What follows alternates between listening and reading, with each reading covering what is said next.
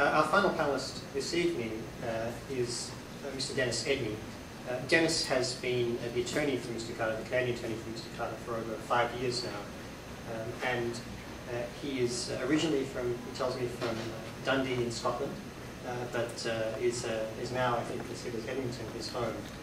Dennis has been recognised by the Canadian Bar for taking on particularly difficult cases. He's previously acted as a lawyer for alleged IRA terrorist Liam Townsend, and also was an advocate in the Mills case, which is a well-known case in criminal law in Canada. Currently, he continues to represent not only Omar Khadr, but also Abdullah Khadr, and the alleged terrorist ringleader of the Brampton 17. So he's a man with very considerable criminal law experience. Yes.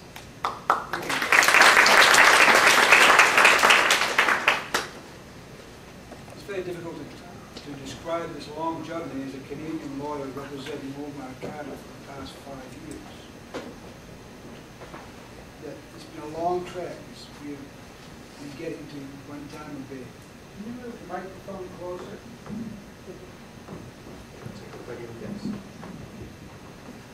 Can you hear me okay here? Yes. Yeah. It's been a long trek getting to Guantanamo Bay and seeing Omar Khadr. Yes, we've been 5 years. We've been 5 years fighting for Omar Khadr, myself and my co-counsel, Nehal Bhuta. We initially filed an amicus brief in the U.S. Supreme Court. We've been in the federal court just recently in Washington, and we've been in the Military Commission with a hearing in Guantanamo Bay. We've been in every court of this land in Canada, and we are soon to be in the Supreme Court of Canada with regards to Omar Khadr. We've had some defeats and some great victories. We have the Canadian court came to our assistance and prevented CSIS and the RCMP from going to Guantanamo Bay to continue examining and questioning Omar Khadr and sharing that information with the American authorities to use against him.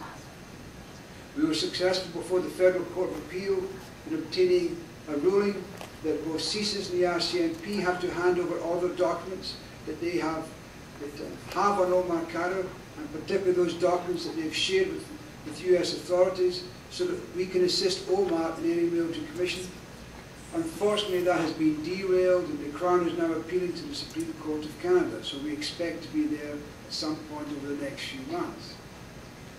Having said that, very briefly, in point form, we went to Guantanamo Bay. And when we arrived in Guantanamo Bay, we were shocked, and Lieutenant Commander Kuebler was there as well.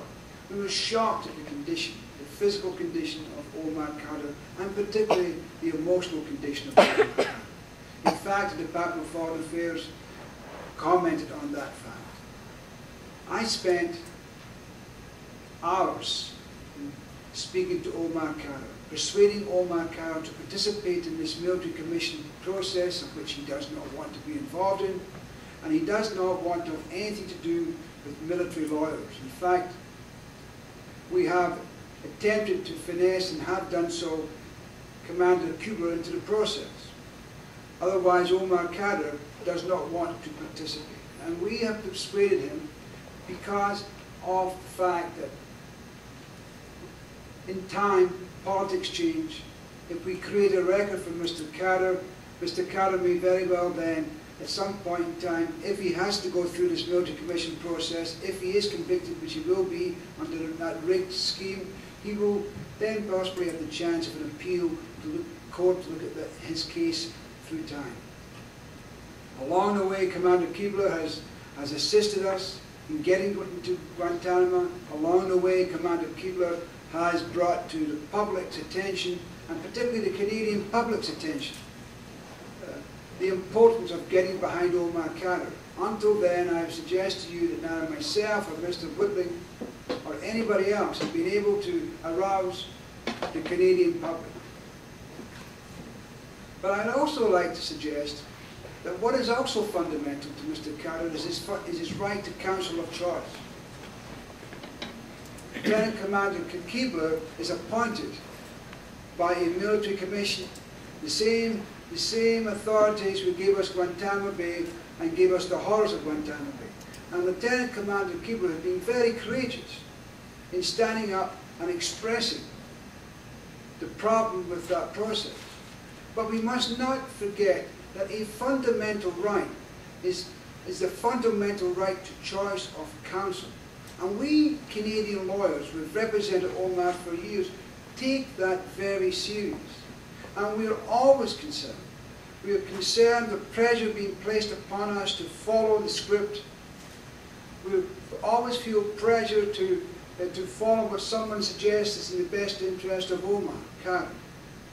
And we are always concerned that any subtle pressures in not permitting us to get into Guantanamo Bay and seeing this young man who has put such trust, particularly in myself, to participate in the process is ever derailed.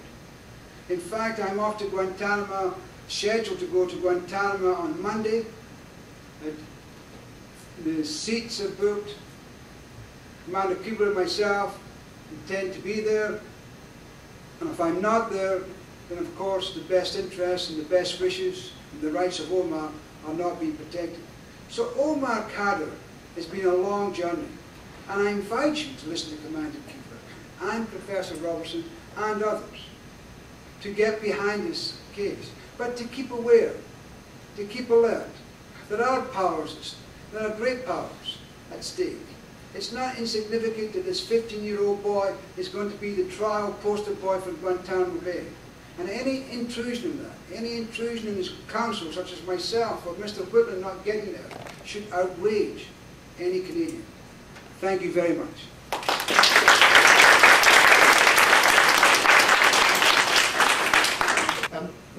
Dennis, you mentioned in your remarks your efforts to stop the use of material that is being gathered by CSIS and the RCMP in interrogations of Omar Khadr. I mean, just by way of background, these are interrogations that took place, I assume, before Mr. Khadr had any access to legal counsel, and in conditions in which he was subjected previously to cruel and inhuman treatment. I was wondering if you could give us a little bit of background about the role of CSIS and the RCMP.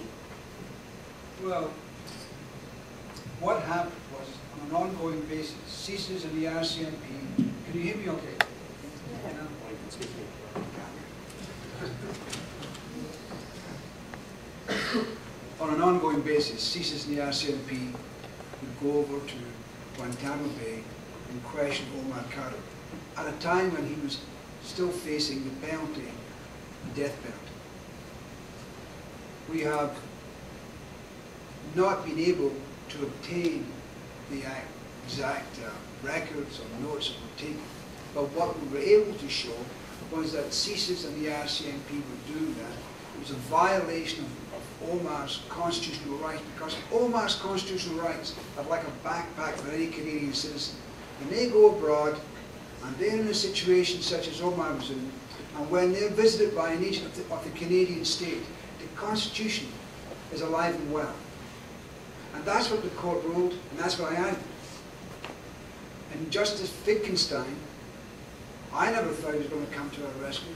He picked it up right away. And not only did he pick it up right away, he was it's the only judgment that I have read where he particularly criticized Guantanamo Bay.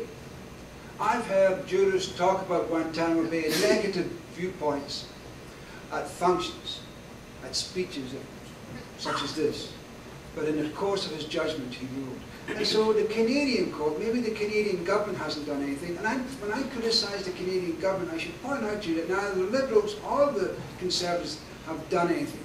But recently we have to give, and I'm sure Bill would want me to say that, we have to give some recognition to the Department of Foreign Affairs, and particularly Sabine Noakey, who has worked with us to bring some assistance to Omar under his situation. So I go on about it, but I don't want to take up all the time.